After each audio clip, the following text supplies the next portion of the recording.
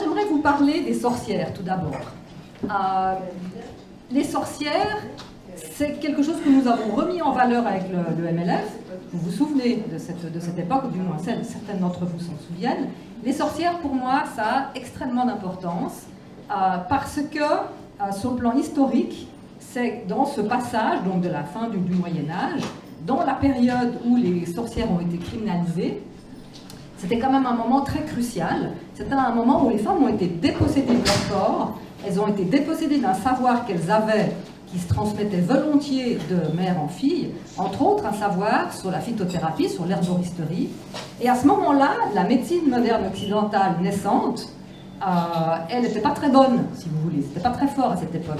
Ils faisaient des saignées, ils avaient des techniques qui n'étaient pas vraiment fantastiques.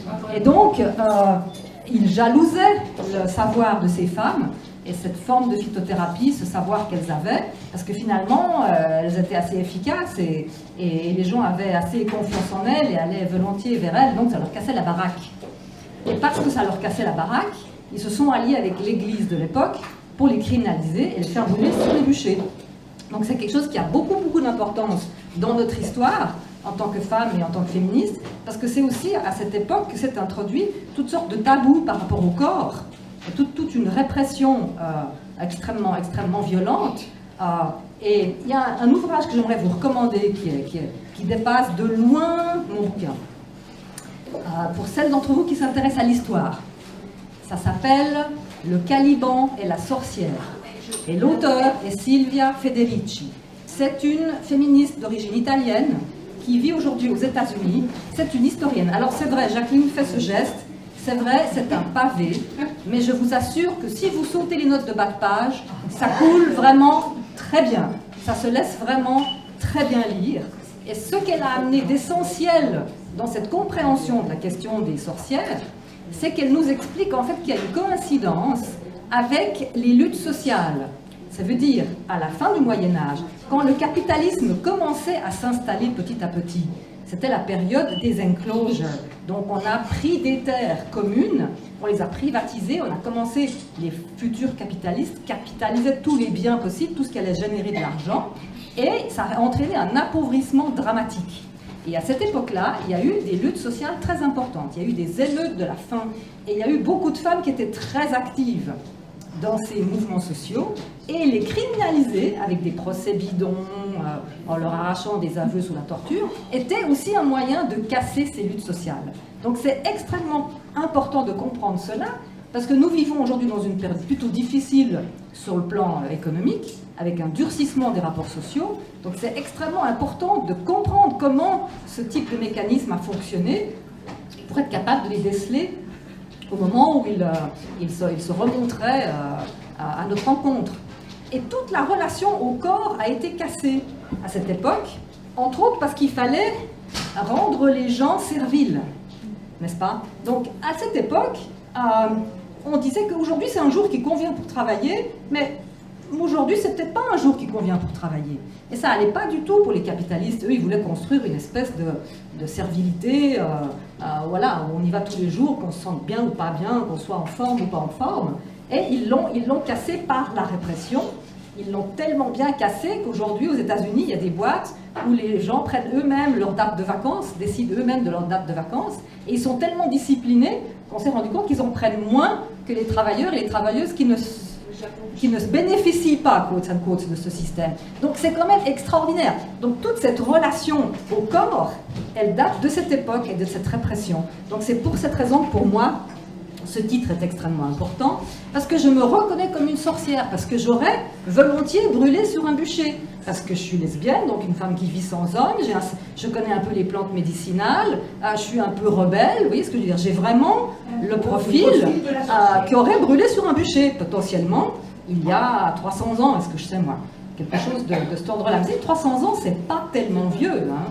C'est pas tellement vieux si on y pense. Et il y a encore des expressions et des choses qui nous ont marqués jusqu'au fin fond de nous. Par exemple, le terme faggots, c'est les fagots, c'est des fagots, c'est des bouts de bois, c'est des fagots. Eh bien, on dit aussi c'est les homosexuels, faggots, n'est-ce pas? Eh bien, on faisait brûler les homosexuels pour faire un grand feu, pour pouvoir mettre les sorcières après dessus. C'est ça notre histoire. Et c'est très important de la comprendre, parce que si on se la réapproprie, ça peut devenir une force pour nous et un moyen de ne plus jamais être écrasé.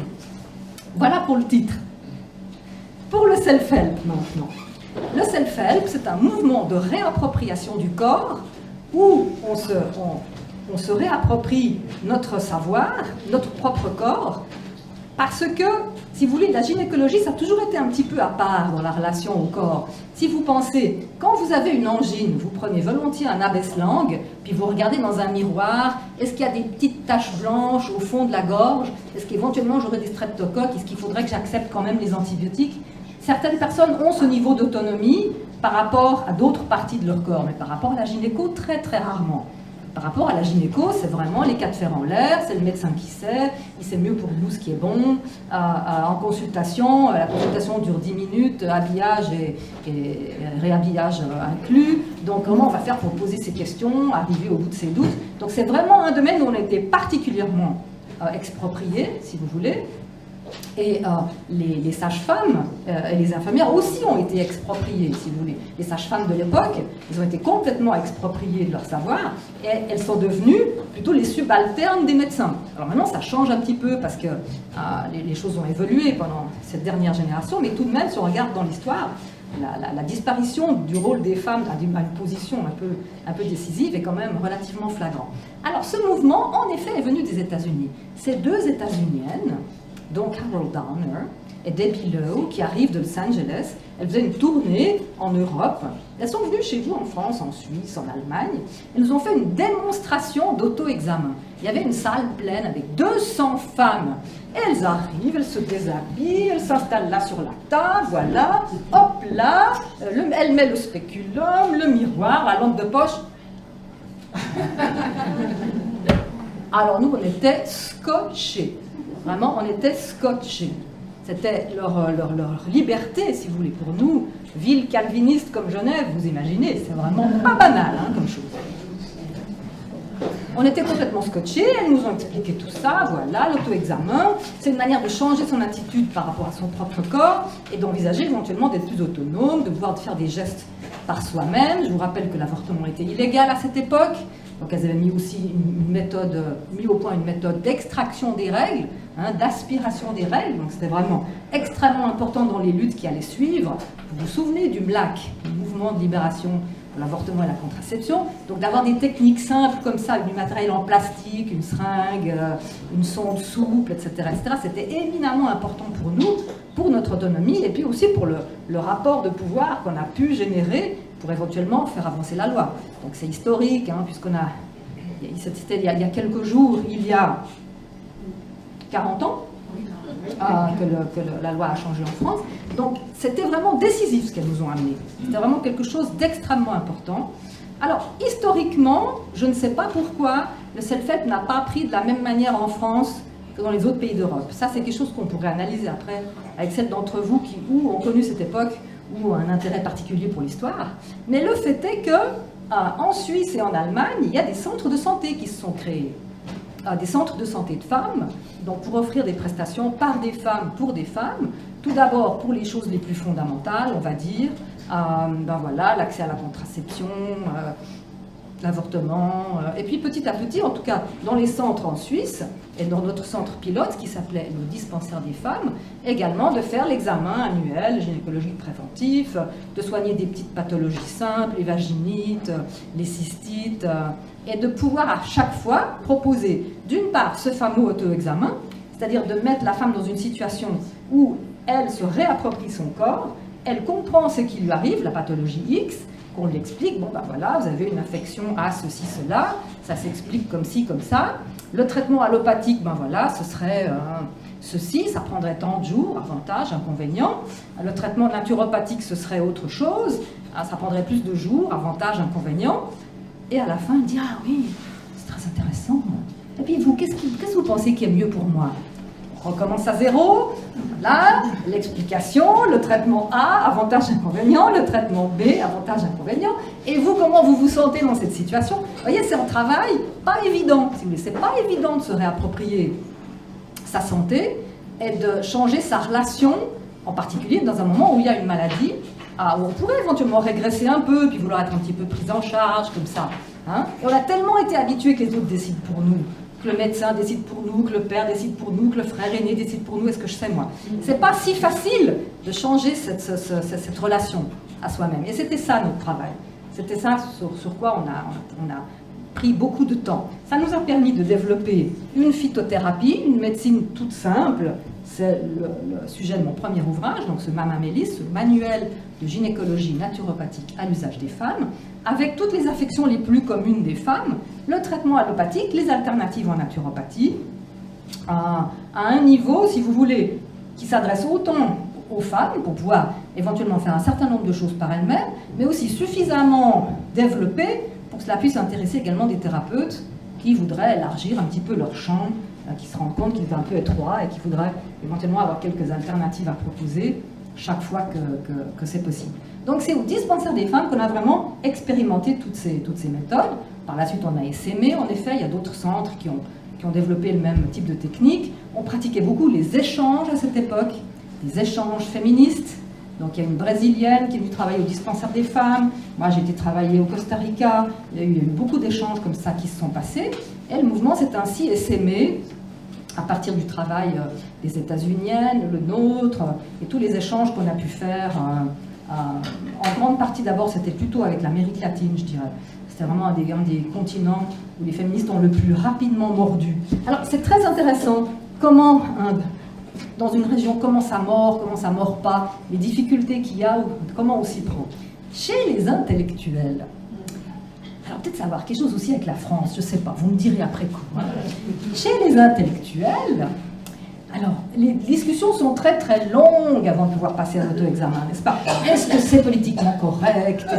Est-ce que ceci? Est-ce que cela? Mais est-ce que je pourrais pas? Ah, mais aujourd'hui j'ai mis la règle, c'est pas possible. Ah, mais aujourd'hui j'ai oublié mon spéculum. Ah, mais non, ça n'ira vraiment pas. Vous voyez, il y avait vraiment beaucoup de difficultés. En Amérique centrale, par exemple, en zone rurale, on avait fait une petite charla, une soirée un peu comme ça, pour discuter justement des questions de la contraception. Ce sont des questions très très importantes, parce que dans ces pays, la majorité des familles ont une femme seule comme chef de famille. D'accord? Et les hommes passent en quelque sorte. La question de la contraception est très très délicate, à plus forte raison s'il est pris de boisson, à plus forte raison s'il est plus âgé. Ils ont vraiment beaucoup de difficultés à contrôler la question de la contraception. Donc on avait pris ce thème. Et à la fin de la soirée, on propose, ben voilà, on va faire un groupe self-help, autoayuda en espagnol, et alors on va se voir 3 soirs de suite, et on explique un peu comment ça va se passer, voilà, on va apprendre comment on est fait, ceci, cela, et puis éventuellement il y aura peut-être moyen d'apprendre à utiliser des méthodes simples pour la contraception, comme le diaphragme ou des choses comme ça. Consternation dans la salle, et puis tout d'un coup il y en a une qui sort. Ah ben moi ça me plaît, je me ferai une mise en pli des poils pubiens et je viendrai. Éclat de rire général, elles se sont toutes marrées, elles se sont toutes inscrites, et hop là c'était parti. Donc voilà, j'ai aussi vécu ça en Inde rurale, avec des femmes analphabètes, qui marchent pieds nus, sont des conditions de vie vraiment difficiles, mais néanmoins, quand elles sont en groupe, quand elles se rendent compte qu'il y a un espace de réappropriation, que la porte sera fermée, qu'il y aura quelqu'un qui s'occupera des enfants à l'extérieur, et qu'il y a une occasion d'apprendre quelque chose et de se réapproprier, elles n'hésitent pas un instant. D'accord? Alors, mon dernier credo, avant qu'on puisse fêter ça et boire un pot, parce que quand même on est venu pour rigoler, hein, il n'y a pas de raison, hein, c'est l'importance des plantes médicinales dans cette histoire. Pourquoi les plantes médicinales? Parce que les plantes médicinales, c'est un savoir que vous toutes, vous pouvez vous réapproprier très facilement, n'est-ce pas? L'homéopathie, l'acupuncture, c'est quand même beaucoup plus compliqué. Il faut faire des années d'études, c'est un côté fastidieux, si vous voulez. C'est pas quelque chose de facile à apprendre. Alors que la phytothérapie, c'est vraiment comme la cuisine, n'est-ce pas? Vous avez l'habitude de mettre voilà, du romarin sur un plat pour le rendre un peu plus digeste. Nous, en Suisse, on met du bicarbonate de soude dans la fondue, parce que sinon on sait que ce sera trop acide, n'est-ce pas? Ce ne sera pas bon pour l'estomac. Voilà, c'est des choses que, souvent dans les familles, il y a encore ce savoir, si vous voulez. Donc de là, passer à la phytothérapie, c'est vraiment pas compliqué. On arrive assez rapidement à comprendre ce que c'est qu'un tonique hépatique, quel effet ça fait, voilà comment on draine la vésicule biliaire. C'est des choses relativement simples. En quelques mois, avec un manuel, avec un guide, avec un peu d'aide, on peut se le réapproprier. Et c'est pour ça que ça m'a toujours épaté, parce que j'ai toujours pensé que c'était une occasion formidable pour chacune d'augmenter un petit peu son autonomie. Alors voilà, on est capable de traiter maintenant des affections simples, des vaginites, des cystites, des choses, des affections toutes simples, et en n'ayant pas forcément besoin d'un médecin, ou quand on a vraiment besoin d'un médecin, ben on s'accompagne, on n'y va pas toute seule, et puis on arrive à la fin des 3 questions qu'on voulait poser, et puis on arrive même éventuellement à avoir un dialogue, parce qu'ils se rendent compte qu'en face il y a quelqu'un qui campe dans son corps, et qu'on ne va pas pouvoir juste comme ça trimballer avec un vocabulaire sophistiqué en leur faisant sentir imbécile, et en lui disant, bon ben voilà, moi je sais ce qui est bon pour vous, prenez donc ça, rentrez à la maison, salut. N'est-ce pas? Il y a vraiment une opportunité là, de changer la relation à nous-mêmes et donc de changer aussi la relation avec les soignants. Et c'est ça qui est très intéressant. Voilà la raison pour laquelle je voulais partager avec vous mon enthousiasme pour la phytothérapie, étant entendu qu'il y a des phytothérapeutes en France qui ne sont pas forcément des personnes qui sont intéressées à l'éducation à la santé, qui ne chercheront pas forcément à changer la relation avec vous. N'est-ce pas? Il se peut qu'il y ait aussi des personnes qui campent sur leur savoir et qui ne le partagent pas. Ce n'est pas une équation, si vous voulez. Mais dans mon histoire et dans l'histoire du mouvement Femmes et Santé, du mouvement féministe, cette conjonction, si vous voulez, d'avoir une vision politique de la relation au corps et d'avoir cherché des méthodes simples qu'on puisse se réapproprier, a été vraiment une affaire tout à fait efficace et tout à fait intéressante. Et le dernier point qui est important, c'est de le vivre collectivement. C'est-à-dire que si on le vit toute seule dans son coin, quelle affection que ce soit, et en particulier une affection dans un domaine où il y a peut-être une inhibition ou une oppression ou des tabous. Si on le vit toute seule dans son coin et qu'on doit le faire à coup de consultation avec une thérapeute, fût-elle extrêmement brillante, ça va être long et laborieux. Alors que si on le vit en groupe, ça va changer tout à fait la donne. Par exemple, si on prend un groupe de femmes sur un thème très simple, vaginite chronique, cystite chronique, y a-t-il un lien avec la sexualité? Et qu'on discute ensemble l'histoire de chacune, ses premières règles, ses premiers rapports sexuels, comment ça s'est passé, la première infection, quand est-ce qu'elle a eu lieu, comment nous vivions à cette époque, que se passait-il, et qu'on le vit collectivement, eh ben, ça va beaucoup plus vite. On arrive beaucoup plus vite à comprendre qu'il y a un lien avec l'oppression, qu'il y a des moments qui sont invasifs, il y a des moments qui ne sont pas forcément bien vécus. Bien sûr, c'est plus fréquent chez les hétérosexuels de vivre une sexualité invasive, mais ça peut aussi arriver chez des lesbiennes. J'en ai eu dans ma consultation. C'est pas rare d'avoir des problèmes de territoire, d'avoir des culpabilités, d'avoir des peurs. Vous voyez, c'est pas des choses simples. Et si on doit toujours les résoudre en tête à tête, seul avec sa psychothérapeute, seul avec sa soignante, c'est lent et laborieux. Alors que si on le vit collectivement, ça va beaucoup plus vite, c'est beaucoup plus dynamique et émancipateur. Ben voilà, que ce soit sur la sexualité, que ce soit sur la ménopause, après coup, n'est-ce pas? Il nous arrive toutes sortes de choses dans nos vies. Hein. Voilà, c'était ça sur quoi je voulais insister, et je vous remercie pour votre patience. Père, réaction, question? Le cancer du sein. Ah, tu m'as fait facile celle-là. Hein. Alors, le cancer du sein, pour moi, c'est quelque chose d'extrêmement important, parce que quand j'ai commencé à travailler, il y avait une femme sur 30 qui avait le cancer du sein. Aujourd'hui, il y en a 1 sur 10. À Genève, il y en a 1 sur 8. Je ne sais pas si vous vous rendez compte, c'est de l'ordre de l'épidémie. D'accord? Donc, c'est quelque chose d'extrêmement important, pas seulement au niveau individuel pour chacune de ces personnes, mais aussi pour comprendre qu'est-ce que ça signifie, comment c'est possible une chose pareille. Et on se rend compte qu'il y a certainement des liens environnementaux extrêmement importants, sur lesquels, si on ne travaille pas, encore une fois, collectivement, on ne va pas y arriver. Et parmi ces liens environnementaux, il y a, en 1, avoir pris trop longtemps des hormones. Hein. Alors, ça ne concerne pas forcément les lesbiennes, mais ça peut les concerner, parce que le problème, c'est que ça commence in utero, si vous voulez. Donc, c'est déjà la maman qui a pris trop longtemps des hormones. Donc, il y a les hormones qu'on prend consciemment, puis il y a les hormones qu'on prend pas consciemment. Hein. Donc il y a les hormones de la pilule, dans la période hétérosexuelle, on a besoin d'une contraception. Il y a les hormones qu'on prend pour les problèmes de la fertilité, parce qu'on a pris trop longtemps la pilule, puis qu'après ça ne marche plus. Il y a les hormones de la ménopause, donc vous savez, en gynéco, les hormones, c'est de 9 à 99 ans, hein. C'est vraiment, c'est panacéa, panaceum. Hein. Et puis il y a les hormones qu'on prend dans l'eau, à votre santé, Chine. Hein. Donc dans l'eau, il y a des résidus d'hormones, des molécules qui ressemblent aux hormones. On appelle ça les perturbateurs endocriniens aujourd'hui. La fabrication des plastiques, la dégradation des plastiques, on produit également. Donc on a véritablement des problèmes environnementaux qu'il va falloir prendre à bras-le-corps si on veut réussir à faire quelque chose de plus dynamique que juste mieux traiter les femmes, dépister mieux, et qu'est-ce qu'on peut faire de mieux, n'est-ce pas? C'est trop important sur le plan nombre pour ne pas essayer de comprendre la chose plus globalement. C'est ça le but de la naturopathie.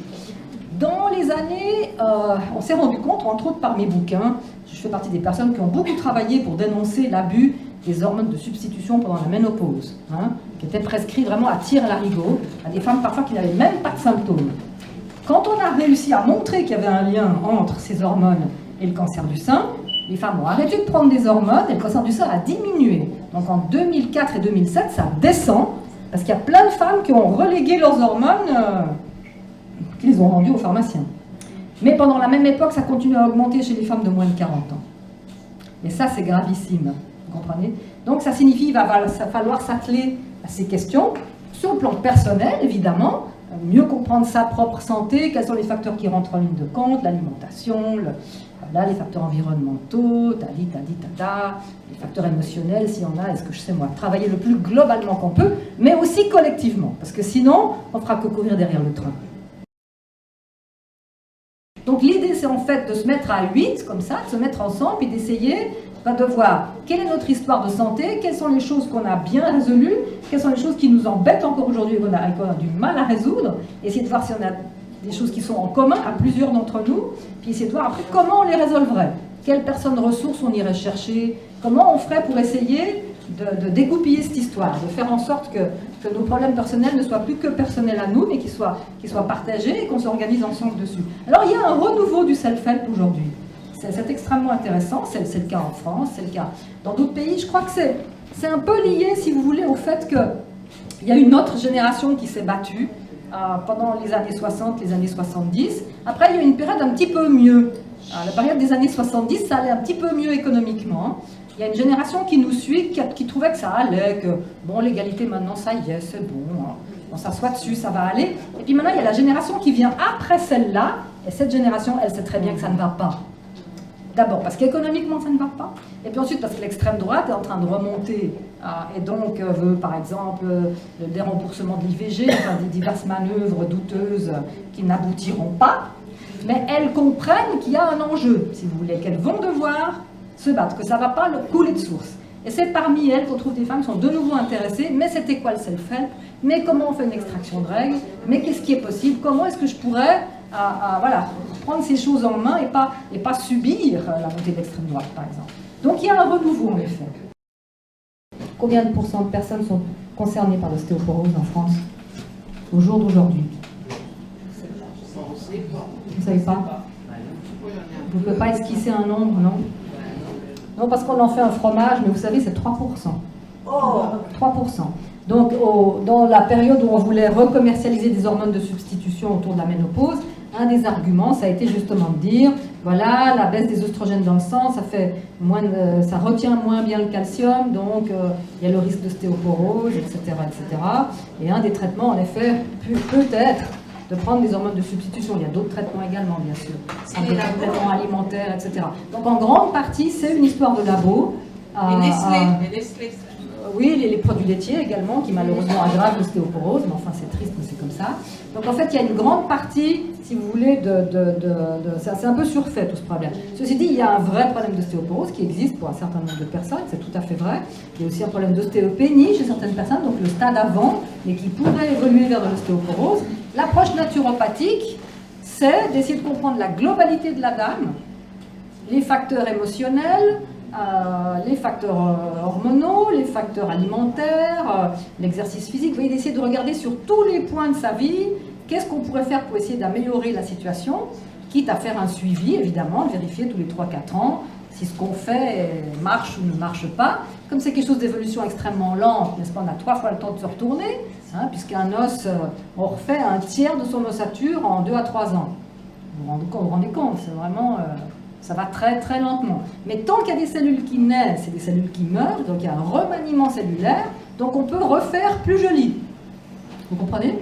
Pour autant qu'on arrive à créer une situation qui soit plus favorable. Donc, j'en parle dans mon bouquin sur la ménopause, évidemment, parce que c'est à cet âge-là, volontiers, qu'on fait une densitométrie chez les femmes pour regarder voilà, quelle est leur densité osseuse, mais il ne faut pas le prendre à la lettre, si vous voulez. Beaucoup de ces résultats, il y a un score qui est marqué en corps gras, et c'est vous comparé à la moyenne des femmes jeunes. Puis il y en a un autre qui est écrit en tout petit et pas en corps gras, voire qui n'est pas écrit du tout, où c'est vous par rapport à la moyenne des femmes de votre âge. Alors évidemment, en mettant toujours vous par rapport à la moyenne des femmes jeunes, ça fait plein de femmes qui sont pathologisées, n'est-ce pas? Parce qu'évidemment, vous ne pouvez pas avoir à 55 ans la même densité qu'à 25 ans ou à 30 ans. Vous voyez ce que je veux dire? Donc c'est complètement cucu, parce qu'on fait passer plein de femmes comme pathologiques et plaf, ça justifie de leur donner des traitements qui parfois ont des effets secondaires, donc il faut bien réfléchir. La dentition, l'estomac, vous voyez, ceci, cela. Donc voilà, moi je suis pour une approche plus globale, plus individualisée. Et voilà. Après, il faut entrer dans le détail, et ça se fait en consultation. Mais tant qu'il y a de la vie, il y a du remaniement cellulaire, et on peut refaire l'os plus joli. Oui. La mammographie dépiste en fait un peu trop de cancer du sein. C'est-à-dire qu'il y a entre 10 à 25% de faux positifs par cette technique. Ça veut dire que c'est tellement efficace, si vous voulez, qu'on voit des petits développements qui, éventuellement par la suite, ne se développeraient pas comme un cancer du sein, mais seraient remangés en arrière, comme d'autres cellules du corps que de temps en temps on fait le ménage. Si vous voulez, ça peut arriver dans le corps qu'il y ait des petites tumeurs qui départent à gauche, à droite, mais si vous ne le savez pas, et que juste de l'eau passe sous les ponts, et que vous divorcez, vous vous remariez, vous changez de boulot, est-ce que je sais, moi, quelque chose change dans votre vie, votre immunité reprend le dessus, vous rebouffez les cellules en arrière, et happy ever after. Le problème, c'est que si vous êtes diagnostiqué et qu'on vous dit que c'est un cancer du sein, vous avez perdu cette innocence, c'est foutu. Vous comprenez? Donc, ça va être beaucoup plus difficile parce que vous allez passer par une filière compliquée, avec radiothérapie, chimiothérapie, etc., qui ont pas mal d'effets secondaires quand même. Je veux dire, ils ont amélioré ces dernières années, mais ils ont quand même fait beaucoup de dégâts avec ces traitements. Donc, la mammographie est questionnable, si vous voulez. Parce que 10 à 25% de faux positifs, ça fait quand même un peu beaucoup, n'est-ce pas? Alors évidemment, toute la question c'est lesquels seraient les bons chevaux et qu'on pourrait juste avoir confiance et lesquels pas. Et c'est là que ça se complique, si vous voulez. En fait, ils dépistent trop de cancers pas graves et pas assez de cancers vraiment graves. C'est ça le problème. Alors il y a le même problème avec le cancer de la prostate. Il y a des réalités techniques en fait pour faire des dépistages précoces et ça ne prend pas parce qu'ils ne sont pas aussi serviles et disciplinés que nous. Ça veut dire, s'ils comprennent que voilà, une biopsie, ça pourrait entraîner des gestes X et Y, et qu'après, ils pourraient avoir des problèmes d'érection, et que ceci et que cela, ils rouspètent, ils s'opposent et ils refusent. Et donc, ils n'ont jamais vraiment démarré ces programmes de recherche sur le dépistage du cancer de la prostate de la même manière qu'ils font chez les femmes, alors que chez nous, on est tellement servile, tellement brave, tellement discipliné, qu'on y va, et on dit encore merci docteur. Vous comprenez? Donc il y a un problème avec la mammographie. Après, il faut voir cas par cas. Si le sein est palpable avec les mains, il faut palper avec les mains. S'il y a un doute et qu'il commence à être pas palpable parce qu'il y a des parties qui sont trop dures, il faut commencer par faire l'échographie, qui est quand même beaucoup moins nuisible. Et puis il faut travailler sur le fait que c'est en train de durcir. Pourquoi est-ce que ça durcit? Et reprendre de nouveau le facteur hormonal, le facteur alimentaire, les facteurs environnementaux s'il y en a, les facteurs émotionnels s'il y en a, et travailler ce terrain. Le but de la naturopathie, c'est de travailler les durcissements, les kystes du sein, avant que ce soit des cancers du sein. Vous comprenez? De sorte qu'on ait le moins possible qui évolue jusqu'au cancer du sein. Dans ma clientèle, en 40 ans de pratique, j'ai à peu près 1 sur 1000 en cancer du sein. Je devrais avoir 1 sur 10. Alors évidemment, j'ai un public qui est sociologiquement pas représentatif, mais c'est quand même un public qui, pendant toutes ces années, quand elles ont eu les seins trop tendus, eh ben voilà, elles sont venues vers moi, on a discuté, les hormones, les plantes, la phyto, le foie, le machin, le truc, gérer ses émotions, cracher ses colères, est-ce que je sais moi, voyez? Et on a eu des très bons résultats. Donc voilà, c'est complexe. Mais c'est peut-être pas une si bonne méthode, la mammographie. Et le port du soutien-gorge? C'est pas terrible non plus, à plus forte raison s'il y a une baleine. Alors le soutien-gorge sportif, vous savez, celui qui... Ça va encore, vous savez, qui croise derrière. Ce qu'on n'aime pas, c'est la baleine qui est ici. Parce que la baleine qui est ici, elle coupe la circulation des jus. Et les jus, ils doivent remonter du sein jusque dans les ganglions. C'est là qu'il y a le drainage lymphatique du sein. Tous les jus passent par les ganglions et des ganglions jusque derrière, dans une veine qui se trouve derrière la clavicule ici. Donc il faut que ça se draine. Donc la baleine qui est ici, elle bloque la circulation. Donc si c'est pour une soirée, pour faire un effet, passe encore, mais dans la vie normale, on veut que tu mais dans la vie normale, il faudrait essayer de ne pas porter ce genre de soutif, ne pas enlever les poils, ne pas employer des déodorants avec de l'aluminium qui bouche les pores. C'est aussi un des facteurs du cancer du sein. Et puis la vaccination de la variole sur le bras du même côté, on a vu qu'il y avait un lien aussi.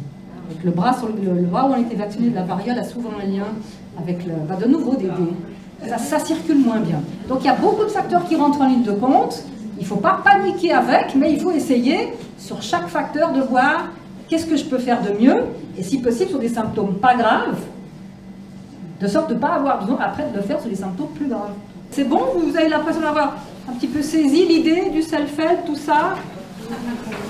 Est-ce qu'on peut tout retourner à notre statut de sorcière et de femme en recherche d'autonomie? D'accord, alors merci pour votre attention.